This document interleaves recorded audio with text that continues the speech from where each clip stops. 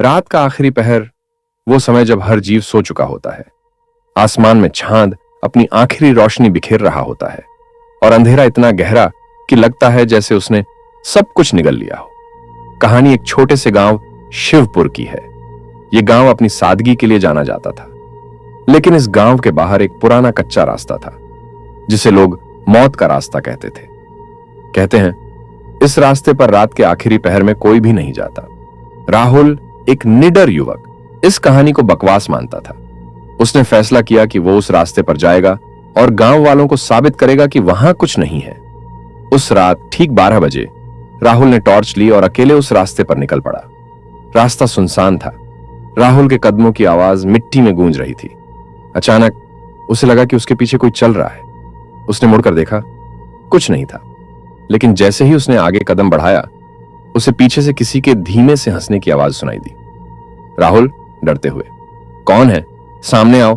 जवाब में सिर्फ खामोशी। राहुल ने टॉर्च की रोशनी चारों तरफ डाली, लेकिन वहां कुछ नहीं था। तभी उसे दूर एक सफेद साया दिखा। वो साया धीरे धीरे उसकी तरफ बढ़ रहा था। राहुल का दिल तेजी से धड़कने लगा। वो पलटना चाहता था, लेकिन उसके पैर जैसे जमे हुए थे। वो सफेद साया अब उसके करीब आ चुका था। उसकी आंखें गहरी लाल थीं और वो चेहरा इंसानी नहीं था। तू क्यों आया है यहां? यह रास्ता सिर्फ मृत आत्माओं का है। राहुल ने हिम्मत जुटाकर भागने की कोशिश की, लेकिन रास्ता जैसे कभी खत्म ही नहीं हो रहा था।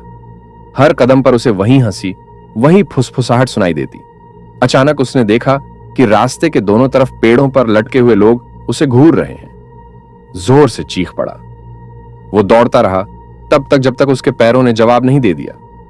सुबह होने तक राहुल उसी रास्ते पर बेहोश पड़ा मिला। उसकी आंखें खुली, लेकिन वो कुछ भी बोलने की हालत में नहीं था। आज भी शिवपुर के लोग कहते हैं कि राहुल की चीखें उस रास्ते पर गूंजती हैं, और अगर कोई रात के आखिरी पहर उस रास्ते पर गया तो वो भी कभी वापस नहीं आया।